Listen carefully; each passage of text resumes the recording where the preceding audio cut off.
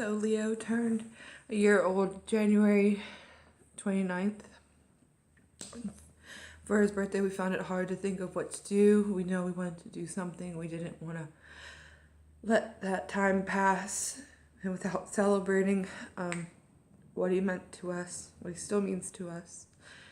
So what I decided to do was ask my family and my friends to write a letter to him, a birthday letter to him, and I try to keep it vague. I didn't want to put ideas in their heads, but we said it could be about the year gone by, what you've done, things that made you think of him, or just a normal happy birthday card.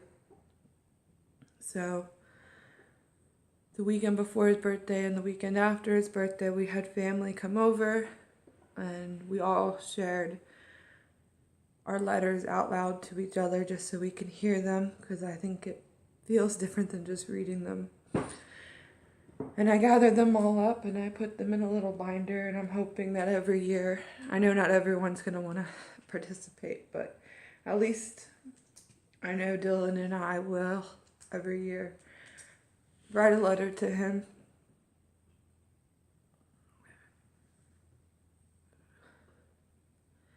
We had cake and we got down his box. We went through it with everybody. A lot of people haven't seen it. Only the people who were at the hospital got to look through his box.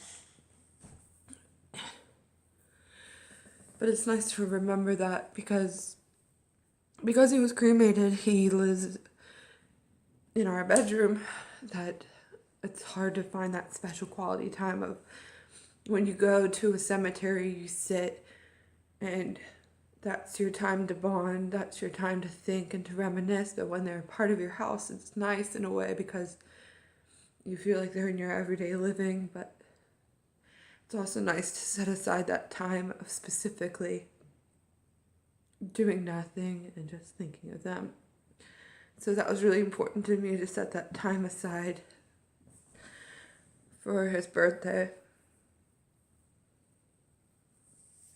So I'm mostly not going to read everybody's personal letters, but I wanted to share mine just so maybe it could help someone else know that they're not alone in their feelings, and they can kind of know how I got through it. Not necessarily got through it, but what I did to, I'm going to say, get me through that year, because that was definitely the toughest year, I'm hoping. So I already read my letter in a previous clip, that's why this is starting like this. But so here's that letter.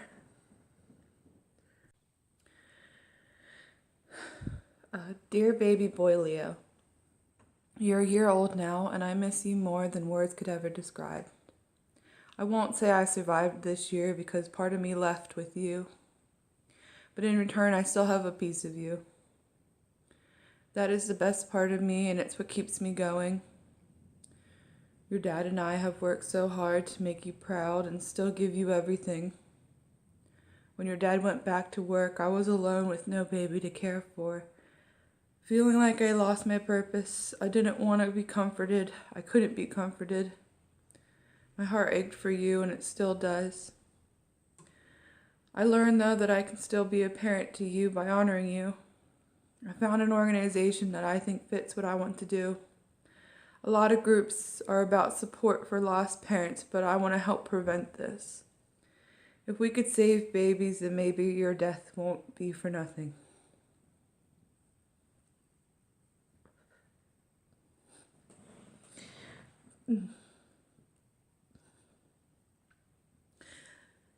We are going to help fund research for all the babies just like you.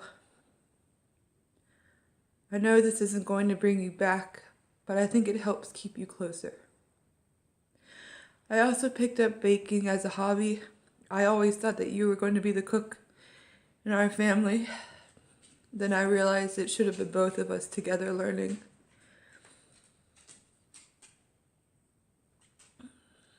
It helps me a lot. It fills my time, which makes me feel productive.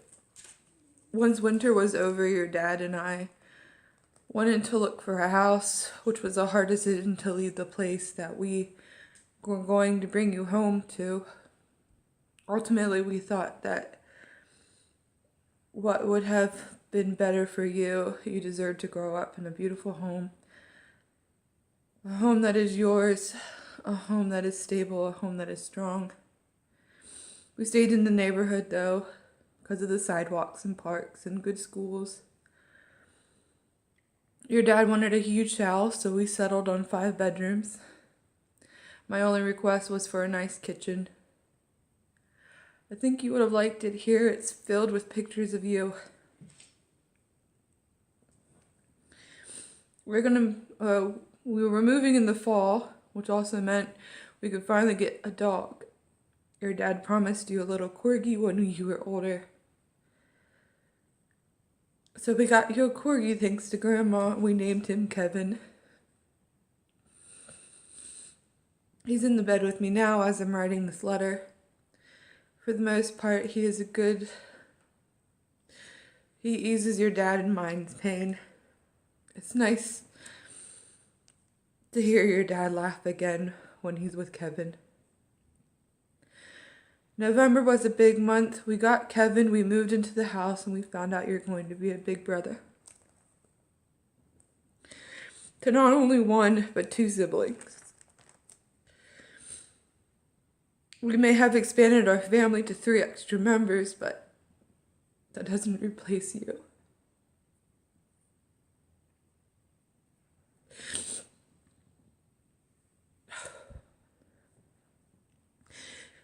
You are my firstborn, and you always will be. And your siblings will know that they had a big brother. I wish I could see all 3 of you play together. The babies will be here in June. But I have a hard time picturing them. When I was having you, it was so easy to think about feeding you, bathing you, changing your diapers. When we found out you were a boy, I couldn't picture anything else in my life. Now I'm scared to dream because I'm afraid of the nightmare that I'm still living in.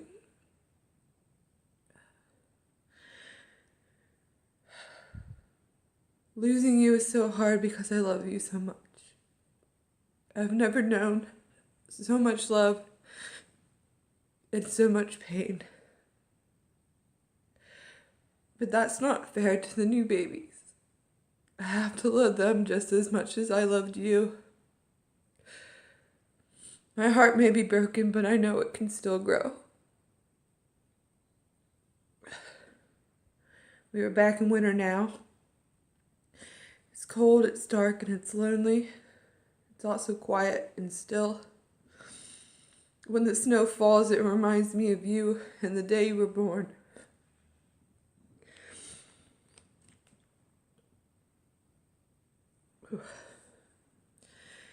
It's been a year without you, but also a year about you. Physically you're gone, but I know you're still here because I'm here. You're a part of me. You have changed me and you've made me a mom. So I'm thankful for you and I'm sorry. I was so mad at you when it wasn't your fault.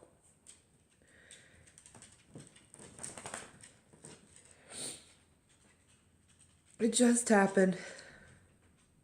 Because this world is cruel, but I'm still here. And I will live for you. I will always be your mom. I hope with all my heart that you will be together, that we will be together again. May you be at peace and feel my love. Happy birthday, baby boy.